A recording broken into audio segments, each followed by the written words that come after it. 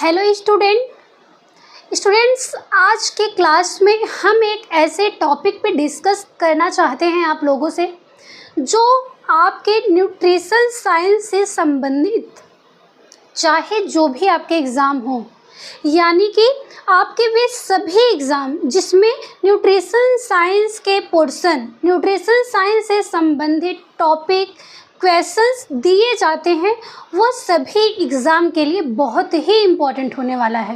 वो चाहे आपका कोई टीचिंग का एग्ज़ाम हो, कोई वनडे एग्ज़ाम हो, ग्रेजुएशन में हो, आप पोस्ट ग्रेजुएशन में हो, यानी कि प्रेजेंट टाइम में आप किसी भी फील्ड में अपना एजुकेशन कर रहे हो, वो सभी में अगर न्यूट्रिशन साइंस का सिलेबस दिया गया है तो उसमें ये बहुत ही इम्पोर्टेंट होता है। हम बात कर रहे हैं आरडीए की। आरडीए चार्ट नाम आपने सुना होगा। आप जब न्यूट्रिशन साइंस पढ़ते हैं तो न्यूट्रिशन साइंस में आपको बताया जाता है कि कोई भी व्यक्ति है, उस व्यक्ति के स्वास्थ्य की देख रेख के लिए हम पोषण का ध्यान रखते हैं कि जो व्यक्ति खाद्य पदार्थ को ग्रहण कर रहा है उससे किस प्रकार के पोषक तत्व उसे प्राप्त हो रहे हैं, उसके शरीर के लिए वो आवश्यक है या फिर नहीं है। तो ये सभी बातों को जब आप ध्यान में रखते हैं तो उसके लिए आपके लिए इम्पोर्टेंट होता है कि आप किसी भी व्यक्ति को कितने रेशियो में कोई भी खाद्य पदार्थ किस प्रकार से देते हैं। इस बात का ज्ञान आपको आरडीए चार्ट के द्वारा दिया जाता है, जो आपकी हेल्थ से संबंधित, स्वास्थ्य से संबंधित, पोषण से संबंधित संस्थाएं हैं, जिसमें से WHO आता है जो कि वर्ल्ड हेल्थ ऑर्गेनाइजेशन है, ICMR आता है, निन आता है। ये सभी संस्थाओं के द्वारा रिकमेंड किया जाता है, यानी कि आपको सजेस्ट किया जाता है। तो आज की क्लास आप लोग के लिए बहुत ही इम्पोर्टेंट होने वाली है। किसी भी पॉइंट पे कोई भी स्टूडेंट मिस नहीं करेगा। हर एक टॉपिक को, हर एक पॉइंट को ध्यान से सुनना है। आज के क्लास अगर आप आरडीए के अटेंड करते हैं तो आज के बाद आपको जब तक ये आरडीए चार्ट फिर से रिवाइज हो करके नया नहीं आ जाता है, तब तक आपको जो है किसी भी जगह से आपको फिर से पढ़ने की कोई ज़रूरत नहीं पड़ेगी। बस एक बार आप ध्यान से सुनते जाइएगा क्लास टाइम में और आपको एकदम अच्छे से याद हो जाएगा। इसलिए आप लोग एकदम केयरफुल हो के एक एक पॉइंट को ध्यान से सुनिएगा। इसलिए क्योंकि ये जो आरडीए चार्ट है इसमें ज़्यादातर सब संख्याएं ही दी गई हैं। उन संख्याओं को आप अपने दिमाग में किस प्रकार से फीड कर सकते हैं वो आपके ऊपर डिपेंड करता है। इसलिए केयरफुल हो करके आप लोग पॉइंट टू पॉइंट सुनते जाइएगा। सुनने के बाद हम आपको स्क्रीनशॉट लेने का भी मौका देंगे। आप उसके बाद चाहे तो वीडियो को रोक करके, बैक करके आप उसको देख सकते हैं या फिर स्क्रीनशॉट ले सकते हैं, ठीक है। लेकिन सबसे पहला आपका काम होना चाहिए कि उसको समझने का, किस प्रकार से आप उसको समझ करके याद करेंगे, ठीक है। चलिए अपने क्लास की हम शुरुआत करते हैं। देखिएगा, हमने आपको ये पहले ही बता दिया कि जो पोषण है किस प्रकार से दिया जा रहा है, कितनी मात्रा में। सभी क्लास तो आपने पढ़ लिया है न्यूट्रिशन साइंस की पिछली क्लासों में कि कौन सा पोषक तत्व किस प्रकार से देना है, विभिन्न प्रकार की अवस्थाएं, जैसे विशेष कुछ रोग वगैरह हैं उसमें किस प्रकार से आहार का परिवर्तन करना है, कितनी आवश्यकता है, वो सब तो आपने पढ़ा है। लेकिन आरडीए चार्ट के अनुसार किस प्रकार से दिया जाएगा, ठीक है। देखिएगा यहाँ पे सबसे पहले आप ये सुन लीजिए, हम आपसे कई बार आरडीए कह चुके, वो आरडीए का फुल नेम क्या होता है। देखिएगा, आरडीए का फुल नेम होता है recommended dietary allowance. Recommended dietary allowance की हिंदी होती है अनुशंसित आहार भत्ता। अनुशंसित आहार भत्ता जो चार्ट आपको बताया जा रहा है ये 2024 का है, 2025 में अभी फिर से रिवाइज नहीं हुआ है। लेकिन आप अगर इस मेथड से आसानी से याद कर सकते हैं तो नया चार्ट जब भी आएगा फिर से फ्यूचर में, तो वहाँ से आप देख करके ज़्यादातर डिफरेंट नहीं देखने को मिला। कुछ ही पॉइंट पे जो है करेक्शन देखने को मिलता है, तो वहाँ पे आप करेक्शन कर लेंगे अगर ये सही पॉइंट आपको याद रहेंगे तो, ठीक है। ये जो आरडीए चार्ट है 2024 में दिया गया था, किस संस्था के द्वारा दिया गया था, ICMR और निन जो संस्था है आपकी, इसका फुल नेम इन संस्थाओं का, ये संस्थाएं क्या करती हैं क्या नहीं करती हैं, नॉर्मल यहाँ पे हम आपको बता दें कि स्वास्थ्य और पोषण से संबंधित, ठीक है। लेकिन इन सब की एक एक अलग से क्लास जो है आपको प्रोवाइड की गई है, आपके इसी चैनल पे अपलोड की गई, वहाँ से आप उसको देख सकते हैं डिटेल्स में, ठीक है। यहाँ आप अभी ये देखिए कि आरडी हमने बताया कि रिकमेंडेड डाइटरी अलाउंस हिंदी में अनुशंसित आहार भत्ता कहते हैं। किसी भी व्यक्ति को जब भी आप भोजन देते हैं, जो डाइटिशियन होते हैं विभिन्न प्रकार के व्यक्तियों को उनकी आयु के अनुसार, उनकी उम्र के अनुसार, आयु या उम्र आप कुछ भी कह सकते हैं, आयु के अनुसार, व्यक्ति के लिंग के अनुसार, वह पुरुष है या महिला है, उसके कार्य के अनुसार, वो व्यक्ति जो है नॉर्मल कार्य कर रहा है, मध्यम कार्य कर रहा है या फिर कोई हार्ड वर्क कर रहा है, तो इससे संबंधित बातों को ध्यान में रखते हुए ये सजेस्ट किया जाता है। सबसे पहले हम यहाँ पे बात करेंगे कि किसी भी व्यक्ति के शरीर का वजन कितना होना चाहिए। आपको जो है एकदम मेन पॉइंट को ध्यान रखना है, जहाँ से ज़्यादातर क्वेश्चंस आपके एग्जाम में पुटअप किए जाते हैं। देखिएगा, सबसे पहले हम बॉडी वेट की बात करेंगे कि व्यक्ति के शरीर का वजन कितना होना चाहिए, ठीक है, किसके अनुसार, इस आरडीए चार्ट के अनुसार, ठीक। यहाँ देखिए बॉडी वेट, सबसे एक तरफ आपको ये वर्ग दिया गया है कि किस वर्ग के लोगों को, फिर बीच में कब से कब तक, यानी कि यहाँ पे उसकी उम्र सीमा बताई गई है, यहाँ पे उसका वजन बताया गया है। ये 3 कॉलम आप पहले ध्यान से देखिए। सबसे पहले वयस्क पुरुष है कोई जिसकी उम्र 18 वर्ष है या उससे थोड़ी प्लस में है, ठीक है, या फिर वयस्क महिला है, उसकी भी उम्र कितनी होनी चाहिए, 18 प्लस में होनी चाहिए। तो ये पुरुष वर्ग और महिला वर्ग में देखिए, सबसे पहले पुरुष में देखते हैं तो 18 वर्ष, अगर वयस्क अवस्था में है कोई भी पुरुष तो उसके शरीर का वजन 65 केजी होना चाहिए। एक बात और आप ध्यान में रखिएगा, आपके परिवार के जो भी सदस्य हैं उनकी उम्र के अनुसार एक एक व्यक्ति को एक एक चीज़ उनके ऊपर लागू करके आप इस बात को आसानी से याद कर सकते हैं, ठीक है। कोई भी आपका भाई है, कोई भी बहन है, या फिर इस उम्र में जो भी बच्चे आ रहे हैं, बालक बालिकाएं आ रही हैं, उनको ध्यान में रख करके ये बात आप याद कर लीजिए कि हमारे भाई का वजन इतना होना चाहिए इस उम्र में, मेरी माँ का इतना होना चाहिए, मेरी बहन का इतना होना चाहिए, छोटा सा कोई बच्चा है वो कितने वजन का होना चाहिए। इस प्रकार से आप फैमिली मेम्बर में लागू करके याद कर लीजिए। 18 वर्ष से प्लस में वयस्क अवस्था पुरुष है तो वजन उसका 65 केजी होना चाहिए। ये नहीं कह रहे कि उससे थोड़ा सा कम है तो बीमार है, थोड़ा सा ज़्यादा है तो बीमार है, ऐसा नहीं, एक सामान्य एक स्वस्थ व्यक्ति की बात की जा रही है।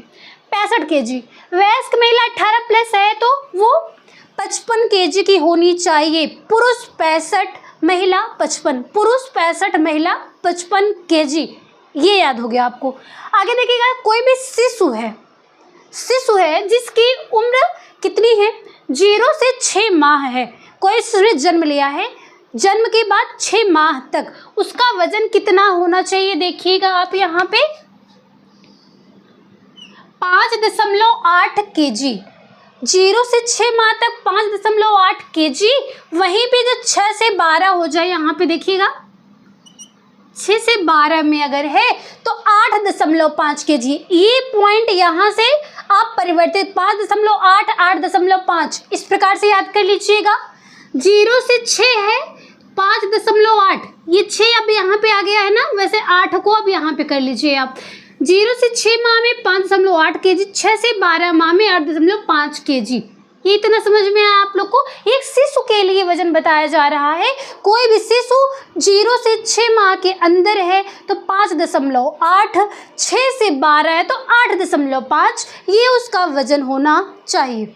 आगे देखिए, कोई भी बच्चा है, कोई भी बालक हो, बच्चे में या बालिका हो, दोनों ही स्टेज में, जब वह 1 वर्ष से लेकर के 3 वर्ष तक, 1 वर्ष तक तो यहाँ बता दिया गया है, अब 1 वर्ष से 3 वर्ष तक की अवस्था में जब वह है तो उसका वजन 12.9 केजी, 4 से 6 वर्ष में है तो 18.3 केजी और 7 से 9 वर्ष में है तो 25.3 केजी वजन होना चाहिए।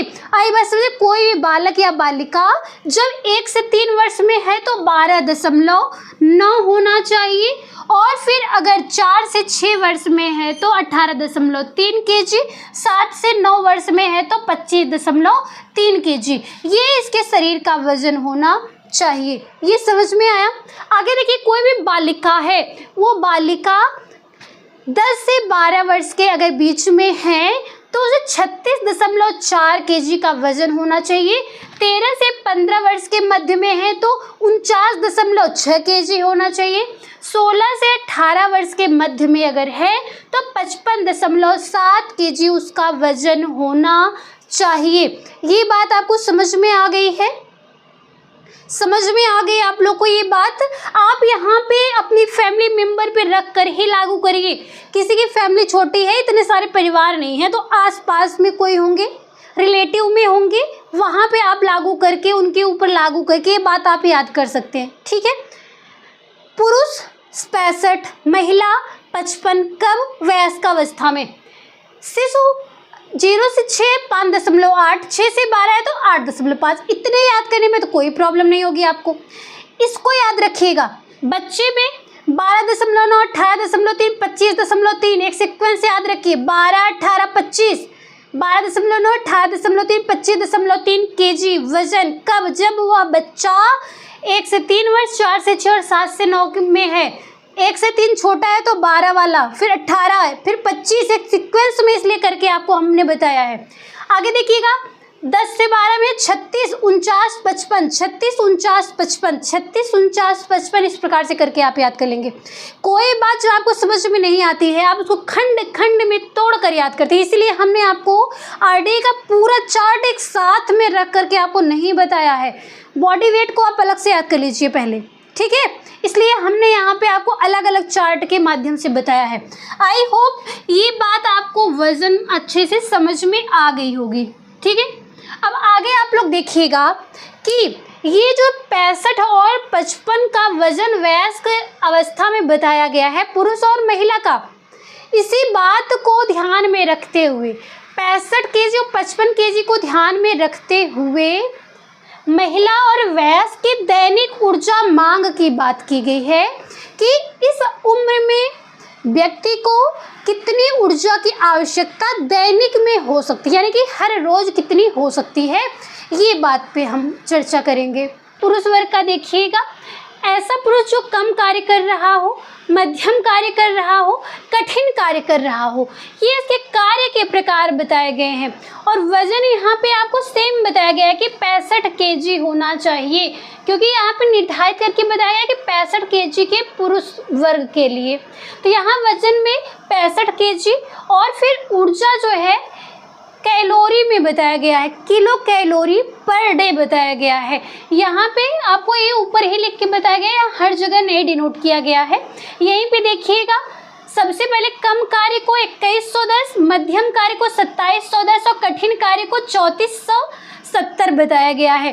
आराम से आप इसको याद कर लीजिएगा, 2110, 2710, 3470, कम कार्य, मध्यम कार्य और कठिन कार्य, 2110, 2710 और फिर 3470। ये पुरुष वर्ग के लिए किलो कैलोरी ऊर्जा की मांग बताई गई है पर डे की, जिसका वजन कितना होना चाहिए?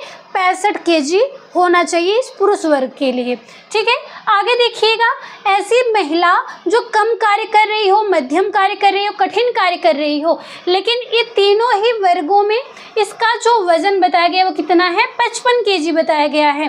और इसको कितनी किलो कैलोरी पर डे ऊर्जा की मांग की आवश्यकता है? वो 1660, 2130 और 2730। एक सीक्वेंस में आपको बताया गया है, आपको इसे याद करने में आसानी होगी। कम कार्य के लिए 1660, मध्यम कार्य 2130 और कठिन कार्य के लिए 2720।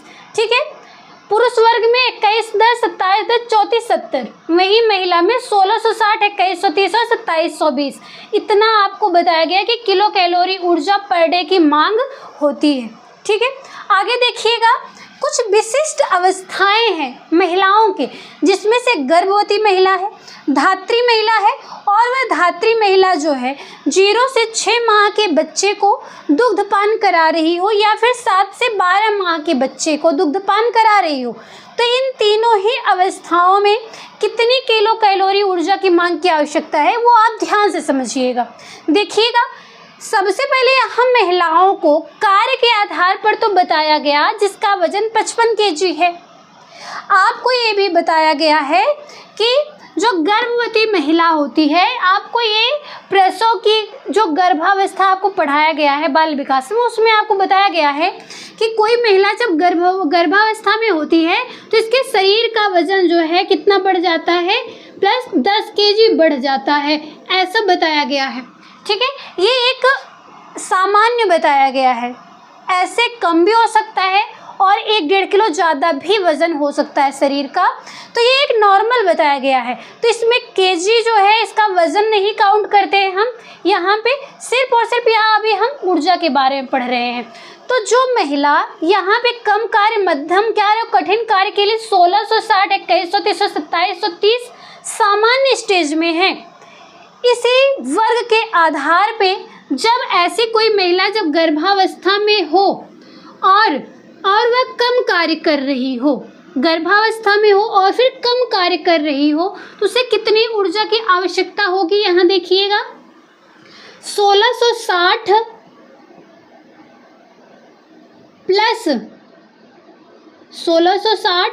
प्लस 350 कर लेंगे।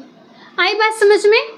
1660 और 350 प्लस 350 बताया गया है, यानी कि इस कार्य के आधार पे जो भी आपको बताया गया है उसमें इन अवस्थाओं के अनुसार इतना आप एक्स्ट्रा कैलोरी ऊर्जा जो है ऐड कर लेंगे। ठीक है, 1660 में आपने 350 ऐड कर लिया। यदि गर्भवती महिला जो मध्यम कार्य करने वाली होगी तो 2130 में आप 600 प्लस और ऐड कर लेंगे, या फिर वो गर्भवती महिला कठिन कार्य करने वाली होगी तो 2720 में प्लस 350 और ऐड कर लेंगे।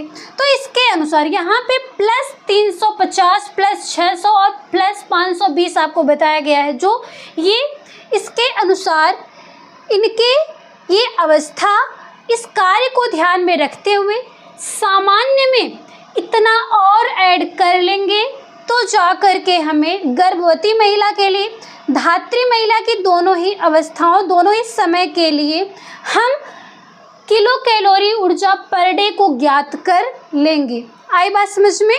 आपको टोटल संख्या नहीं याद करनी है, नॉर्मल वाला याद कर लीजिए और ये याद कर लीजिए कि प्लस कितना होना चाहिए। इसको जब आप याद कर लेंगे तो कोई भी क्वेश्चन एग्जाम में पुटअप किया जाएगा, वहाँ पे आप उसकी अवस्था के अनुसार, उसके कार्य के अनुसार उसमें प्लस इतना कर लेंगे तो आपको आंसर प्राप्त हो जाएगा।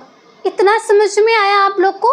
आप लोग इसका जो चार्ट ये जो बताया गया है इसका स्क्रीनशॉट ले सकते हैं। पुरुष, महिला और महिलाओं की विशिष्ट अवस्थाओं के दौरान जो अपने ऊर्जा के प्रतिदिन की कितनी किलो कैलोरी ऊर्जा की आवश्यकता है उसके बाद देखिएगा। पहले आपने किसको पढ़ा? पुरुष, महिला और महिलाओं की कुछ विशेष अवस्था के बारे में। अब देखिएगा आप लोग नवजात और फिर बच्चे और बालिकाओं की जो ये अवस्था है उसके दौरान आप कितने किलो कैलोरी ऊर्जा पर डे देंगे। अभी इसके पहले आपने इनकी ये अवस्थाओं के अनुसार इनके वजन के बारे में तो पढ़ लिया ना, लेकिन अब आप उसी चार्ट के अनुसार इसके किलो कैलोरी को भी पढ़ लेंगे। ये समझिए कि यहाँ तक तो आपने नोट किया हुआ है, किसमें? जब आपने बॉडी वेट को पढ़ा। ठीक है, अब उसके अनुसार कितने किलो कैलोरी ऊर्जा को देना है, या तो आप इस चार्ट को याद कर लीजिए, इस नंबर को याद कर लीजिए कि इन अवस्थाओं में कितनी किलो कैलोरी देनी है, या फिर 530, 660, 1110, 1360, 1700, फिर 2060, 2400, 2500, ये आपने याद कर लिया तो बहुत अच्छी बात है। अगर आपको ये संख्या याद नहीं हुई तो छोड़ दीजिए, आगे देखिएगा ध्यान से। ये आपने वज़न के बारे में पढ़ लिया है, इसके पहले भी आपने देखा। इसी बॉडी का ये जो वज़न दिया गया है, इसी बॉडी के वज़न के अनुसार ये जो कि केजी में दिया गया है, ये सभी केजी में दर्शाया गया है। इसमें ये पॉइंट ये आपको याद रखना है, यहाँ पे आपको एक और तालिका में किलो कैलोरी पर केजी पर डे बताया गया है। ऊर्जा की मांग की आवश्यकता में। ये नहीं याद हुआ, छोड़ दीजिए। आपको ये याद हो गया है, आगे देखिएगा। जैसे 0 से 6 माह के कोई बच्चा है जिसकी वजन कितना शरीर का 5.8 कितना है केजी है। ये वजन हो गया। इस फार्मूले में बताया गया है कि किलो कैलोरी, यानी कि किलो कैलोरी बताया पर केजी बताया गया है, पर डे। ये मात्रा याद करनी होगी आपको। ये 90 दिया गया है, तो इसी में आपको जो है ये इतना वजन है केजी में, तो 1 केजी अगर वजन है तो उसमें आपको 90 किलो कैलोरी ऐड करना है। 90 किलो कैलोरी ऐड करना है। अगर 1 किलो है, लेकिन 1 किलो वजन है नहीं, है कितना 5.8 केजी है, तो 5.8 केजी के अनुसार आपको पर केजी पे 90 किलो कैलोरी पर डे बढ़ा देनी है। आई बात समझ में? नहीं आया? फिर से देखिए, ये वजन दिया गया है, इस वजन के अनुसार ये किलो कैलोरी पर केजी पर डे, 1 किलो वजन पर 90 किलो कैलोरी बढ़ानी है 1 किलो पे। तो 5 किलो है तो कितना होगा, गुणा करके देखिए आप लोग। 1 केजी पर अगर देखिए किलो कैलोरी पर केजी मतलब 1 केजी पे 90 किलो कैलोरी बढ़ानी है, तो 5.8 गुणे 90 कर लेंगे, जितना आएगा वही होगा आपका पर डे का किलो कैलोरी। आई बात समझ में? यहाँ पे हमने आपको जो बताया है उसी के अनुसार आपको करना है। यहाँ पे हमने मल्टीप्लाई आपको यहाँ मल्टीप्लाई दिखाना था। आई बात समझ में?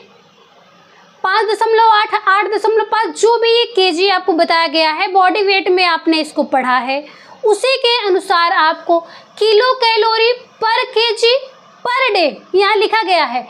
इसको ना याद करके आप अगर यही याद करते हैं तो पर केजी पर डे आपको याद कर लेनी है। ये तीनों अवस्थाओं में, नवजात है, कोई बच्चा है या फिर कोई बालिका है जिसकी उम्र सीमा इतनी है, वजन इतना है, इतना आपने पहले याद कर लिया है।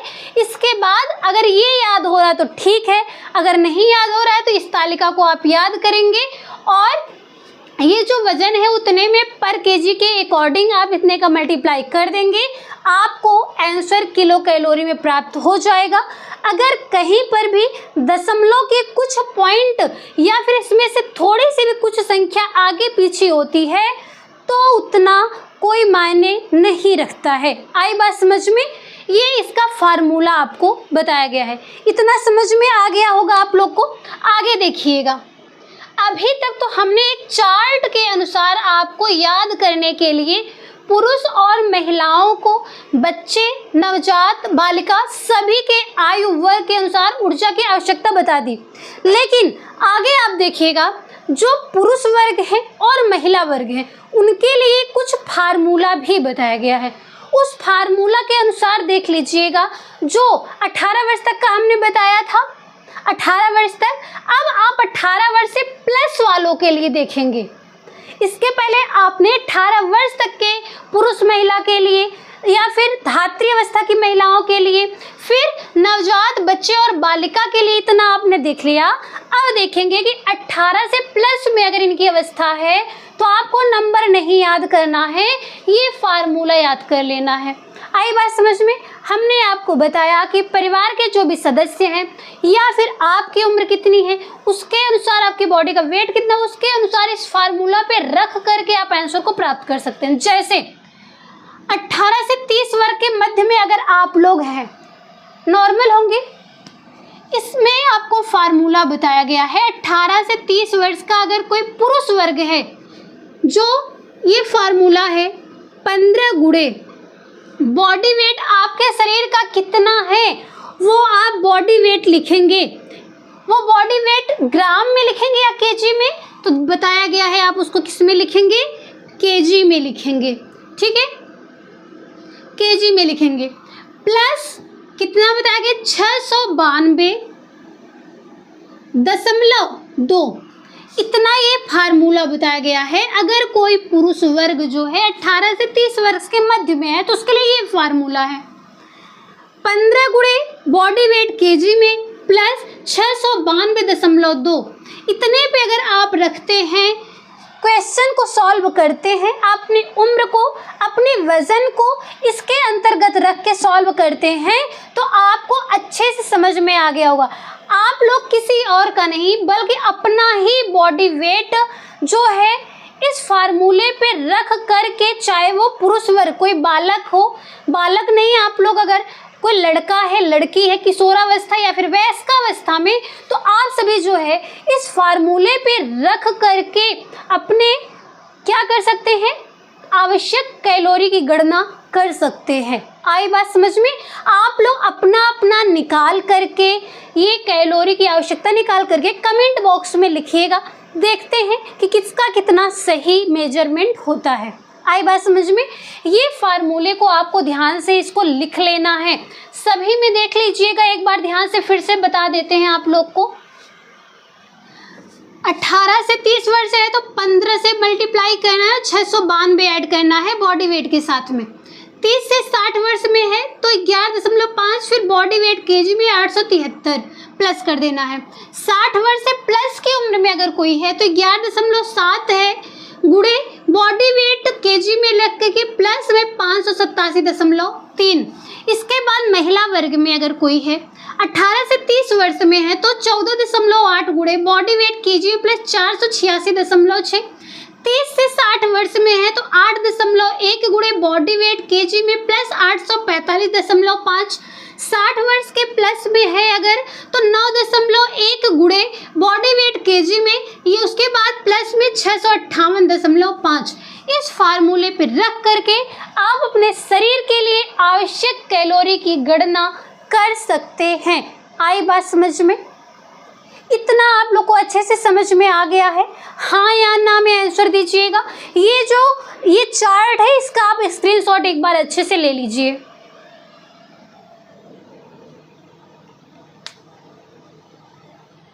आगे देखिएगा, प्रोटीन की कितनी आवश्यकता होती है हमारे शरीर में।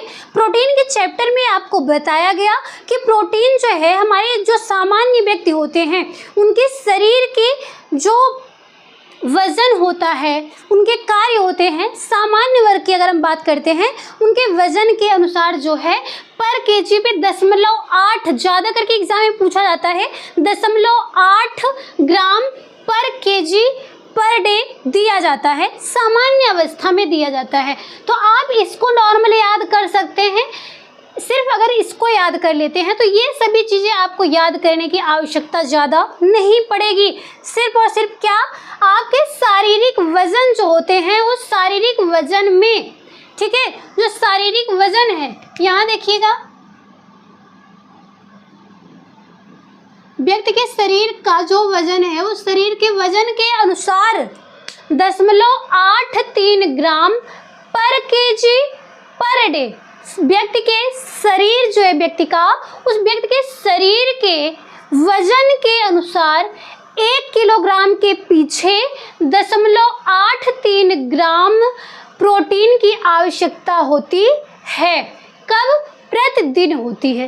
ये आप सभी अवस्थाओं में कौन कौन से सामान्य अवस्था, जैसे पुरुष वर्ग हो, महिला वर्ग हो, गर्भवती महिला हो या धात्री महिला हो, इनकी ये कार्य जो दिए गए हैं ये बस आपको समझाने के लिए बताए गए। एग्जाम में आपसे इन अवस्थाओं के अनुसार पूछ सकता है कि कम कार्य करने वाला पुरुष या फिर कठिन कार्य करने वाला पुरुष, ये सब एग्जाम में पूछ सकता है। लेकिन आपको बस एक बात याद रखनी है कि जो प्रोटीन की आवश्यकता है व्यक्ति के शरीर के वजन को ध्यान में रखते हुए पर केजी पे 0.83 ग्राम पर केजी पर डे, यानी कि एक दिन में व्यक्ति के शरीर के वजन के अनुसार 1 किलोग्राम वजन पर 0.83 ग्राम प्रोटीन देना है। तो उसी के अनुसार व्यक्ति के शरीर का वजन आपको पता होगा, उसको ध्यान में रख करके उसमें मल्टीप्लाई कितना करें, 0.83 ग्राम कर लेंगे तो पर केजी पर डे का प्रोटीन आवश्यकता ज्ञात हो जाएगी। आई बात समझ में? ये एक नॉर्मल हो गया। इसके अतिरिक्त आप लोग अगर इसको याद करना चाहें तो इसको याद कर सकते हैं। पुरुष में 54 ग्राम पर डे, महिला में 46 ग्राम पर डे। गर्भवती महिला 3 से 6 माह और 6 से 9 माह में प्रोटीन की आवश्यकता जो है बढ़ जाती है जब, तो उसमें शुरुआत में 3 से 6 माह में 55.5 ग्राम पर डे, 6 से 9 माह में 68 ग्राम पर डे। धात्री महिला अगर है वो 0 से 6 माह में 63 ग्राम पर डे, 7 से 12 माह में 59 ग्राम पर डे प्रोटीन की आवश्यकता होती है। यहाँ तक ये सामान्य अवस्थाओं में, ये नॉर्मल याद करने के लिए आपको यहाँ बताया गया। ठीक है, अब आगे ये देखिएगा इन सामान्य अवस्थाओं के आगे कि कोई भी अगर बच्चा है या फिर कोई बालिका है तो इनके ये समय सीमा यानी कि इनकी आयु जो सीमा है उसके अनुसार कितने ग्राम प्रोटीन की आवश्यकता है, या फिर आप नॉर्मल इसको याद कर लीजिए, या फिर कितने ग्राम कितने केजी पर प्रतिदिन आवश्यकता होती है। बॉडी के जितना वजन है उसके अनुसार पर केजी पे कितने ग्राम प्रोटीन की आवश्यकता हो रही पर डे, या तो आप इसको याद कर लीजिए। दो में से आपको एक याद करना है।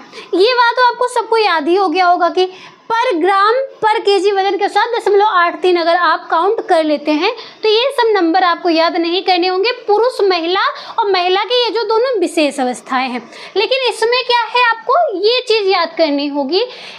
0 से 6 माह में 8 ग्राम पर डे, 6 से 12 माह में 10.5 ग्राम पर डे, 1 से 3 वर्ष में 12.5 ग्राम पर डे, 4 से 6 वर्ष में 15 ग्राम पर डे, 7 से 9 वर्ष में 23 ग्राम पर डे प्रोटीन की आवश्यकता होती है। बच्चे में वो बालक भी हो सकता है या बालिका भी हो सकता है। 0 से 9 वर्ष तक के कोई भी बालक या बालिका है तो उनको इस के अनुसार सामने सामने ये जो संख्याएं दी गई हैं इतने प्रोटीन की आवश्यकता होती है। इतना बात समझ में आया आप लोग को? इसके अतिरिक्त आप लोग ये ज्ञात कर सकते हैं, अगर पूछता है कि पर केजी पे कितने ग्राम प्रोटीन की आवश्यकता होती है तो ये चीज़ आप इसकी उम्र सीमा के अनुसार लिख सकते हैं। 1.48, 1.23, 0.97, 0.87, 0.92 ग्राम पर केजी पर डे। इतना समझ में आया? आगे देख लीजिएगा, बालिका है वो 10 से 12 वर्ष की है तो 33 ग्राम पर डे, 13 से 15 वर्ष है 43 ग्राम पर डे, 16 से 18 वर्ष में है तो 46 ग्राम पर डे की आवश्यकता होती है। और पर केजी पे अगर पूछता है तो 0.90 ग्राम पर केजी पर डे, 0.87, 0.83 ग्राम पर केजी पर डे प्रोटीन की आवश्यकता होती है। इसका भी आप लोग स्क्रीनशॉट ले लीजिएगा। आगे देखिएगा, विटामिन की दैनिक आवश्यकता कुछ विशेष अवस्थाओं में कितनी होती है वो चीज़ देखिएगा। यहाँ पे एक सीक्वेंस चार्ट में आपको समझाया गया है। Vitamin B1, B2, B3, B6, B9, इसके बाद B12, इसके साथ ही साथ विटामिन C, A और D, ये सब दिया गया है चाहे एक सीक्वेंस से। और इसका मापन किस में किया गया है? मिलीग्राम पर डे में यहाँ पे आपको ऊपर ही दर्शा करके बता दिया गया है। और विटामिन डी को ये जो है IU में दर्शाया गया है, इसका मतलब है इंटरनेशनल यूनिट में ये आपको दर्शा करके बताया जाता है। आई बात समझ में? ये हो गया आपका एक सीक्वेंस है कि कौन कौन से विटामिन को आपको यहाँ पे पढ़ाया गया है। आगे अब ये देखिएगा कि ये जो श्रेणी में कुछ विशेष अवस्थाएं दी गई हैं जिसमें से गर्भवती महिला, धात्री महिला, शिशु ऐसा जो 0 से 6 माह का हो और ऐसा से जो 7 से 12 माह में हो, ऐसे में उसे कितने विटामिन की आवश्यकता हो रही है। ये सब विटामिन के नाम ऊपर दिए गए हैं। एक सीक्वेंस से आपको इसको रटना पड़ेगा कि इसमें कितनी आवश्यकता हो रही है। ठीक है, इसके पहले जितना भी टेबल आपने देखा, चार्ट देखा, उसमें से आपको समझने के ऊपर था कितना जल्दी आप उसको याद कर ले रहे थे, लेकिन इसमें से एक एक पॉइंट को समझिए आपको रट करके याद करना पड़ेगा। इसमें से कोई यहाँ पे कोई फार्मूला नहीं है इसको याद करने के लिए। ये जो है हर समय कुछ ना कुछ चेंज होता रहता है हर RDA में, बल्कि और सभी जो इसके पहले बताए गए हैं उन सभी में ज़्यादा चेंज नहीं आता है, लेकिन इसमें जो है चेंजिंग आपको देखने को मिलता रहता है। यहाँ देखिए, गर्भवती में विटामिन B1 जो है 2.0, B2 2.7, B3 13, B6 जो है वो 2.3, B9 जो है वो 570, B12 2.45, विटामिन C जो है वो 80, विटामिन ए 900 और डी जो है ये 600 बताया गया है। सबसे पहले आप विटामिन को ही इतना पढ़ लेंगे, फिर इसके आगे हम बात करेंगे। धात्रीय अवस्था में जो है B1 2.1, B2 ये 2 कॉलम में बताया गया है कि धात्रीय अवस्था में जो महिलाएं 0 से 6 माह के बच्चों को दुग्धपान करवा रही हो और इसके साथ ही साथ जो 6 वर्ष से 12 माह में, इसलिए यहाँ पे 2 कॉलम बना दिया गया है। बाकी सभी में सेम है, लेकिन विटामिन B2 और विटामिन B6 इन दोनों में डिफरेंट है, इसलिए यहाँ पे अलग से बताया गया है। तो यहाँ पे 3.6 और 6 माह से 12 माह में 2.9। B3 16 है। B6 शुरुआत में 6 माह जो है 2 से 4 6, फिर 6 से 12 माह में 2.07 बताया गया है। आगे B9 में 330, B12 में 3.2, विटामिन बी जो सी है इसमें 115, विटामिन ए में 950, विटामिन डी में 600 बताया गया है। विटामिन डी की जो मात्रा बताई गई है, आपको ये 2 600 याद कर लीजिए और ये 2 400 याद कर लीजिए, तो आपको ये आराम से याद हो जाएगा। इसके बाद है शिशु जो है ये जब 0 से 6 माह में है और 7 से 12 माह में, तो 0.2, 0.4, फिर 2, 0.1, 25, 1.2, फिर यहाँ पे 20 है, फिर 350, फिर लास्ट में 400। वहीं पे 7 से 12 माह की अगर हम बात करते हैं तो B1 जो है 0.4, B2 0.6, B3 5 है, B6 0.6, B9 85 है, B12 1.2, C है 30, A है ये 350 और D है ये 400। ये संख्या मिलीग्राम में बताई गई है आपको, और ये जो विटामिन डी है ये international unit IU per day इतना बताया गया है। ये आपका विटामिन जो है इसकी मात्रा बताई गई है दैनिक आवश्यकता में। यहीं पे अगर हम फाइबर की जब बात करते हैं, जो आपके खाद्य पदार्थों को पचाने में आवश्यकता का कार्य करते हैं, आपके पाचन में आवश्यक होता है, वो सिर्फ और सिर्फ गर्भवती अवस्था में ही इम्पॉर्टेंट होता है। बल्कि इसके बाद ये जो बताया गई है धात्रीय अवस्था शिशु जो 0 से 6 माह और 7 से 12 माह, इसमें रेशे की आवश्यकता उतनी नहीं होती है, इसलिए यहाँ पे इसको नहीं बताया गया है। सिर्फ और सिर्फ गर्भवती महिलाओं में जो है 25 ग्राम पर डे या फिर 30 या फिर 40 उसके कार्य के अनुसार, कार्य उसका कम कार्य, मध्यम कार्य और कठिन कार्य के अनुसार ये 3 यूनिट आपको बताई गई हैं। इतना समझ में आया? आगे आप लोग देख लीजिएगा कि जो खनिज हैं, खनिज तत्वों में जो आवश्यक हैं इन विशेष अवस्थाओं में, उनकी बात आपको बताई गई है। कैल्शियम, मैग्नीशियम, इसके बाद आयरन, जिंक और आयोडीन का बताया गया है और इसका मापन मिलीग्राम पर डे में दर्शाया गया है। ठीक है, देखिएगा यहाँ पे गर्भवती महिलाओं में कैल्शियम 1000, धात्री में 1200 और शिशु जो 0 से 6 माह में उसमें 300 और 7 से माह में भी 300, ये कैल्शियम का माप है। मैग्नीशियम में गर्भवती महिला 440, धात्री महिला 400, फिर शिशु जो है 0 से 6 माह में 30 और 7 से 12 माह में 75, ये हो गया। फिर यहीं पे आयरन आपको बताया गया 27, 23 और यहाँ पे 0 से 6 माह में बच्चे को आयरन की आवश्यकता नहीं बताई गई आपके RDA चार्ट में। इसके बाद 7 से 12 माह में ये 23 बताया गया है। जिंक में 14.5, 14.1 यहाँ पे फिर नहीं बताया गया। फिर यहाँ पे देखिएगा लास्ट में 7 से 12 माह में 2.5 बताया गया है। यहीं पे अगर आयोडीन की बात करते हैं तो गर्भवती महिला में 220, धात्री महिला में 280 और फिर 0 से 6 माह के बच्चे के लिए 100, उसके बाद 7 से 12 माह के लिए 130 बताया गया है।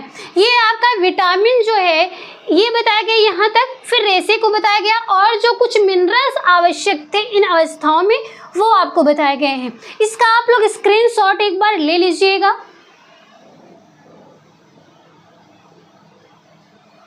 स्क्रीनशॉट आपने ले लिया है। अभी तक हमने जितने भी आपको सीक्वेंस से आपको RDA चार्ट समझाया है, आपको इससे आसान भाषा में RDA कहीं पर भी देखने को नहीं मिलेगा। आई होप ये क्लास आपको अच्छी लगी होंगी, एक एक पॉइंट को आप समझ पाए होंगे। किसी भी स्टूडेंट को अगर किसी पॉइंट पे समस्या आ रही हो तो आप लोग कमेंट बॉक्स में अवश्य लिखिएगा, उसका सलूशन आपको अवश्य दिया जाएगा। कोई भी कहीं पे मिस्टेक हो तो वो भी आपको समझाया जाएगा और बताया जाएगा। ये आपका RDA चार्ट के अनुसार ही मात्रा बताई गई है। आज की क्लास को हम ये कंप्लीट करते हैं। मिलते हैं आप लोगों से हम नेक्स्ट टॉपिक के साथ नेक्स्ट क्लास में। तब तक के लिए धन्यवाद।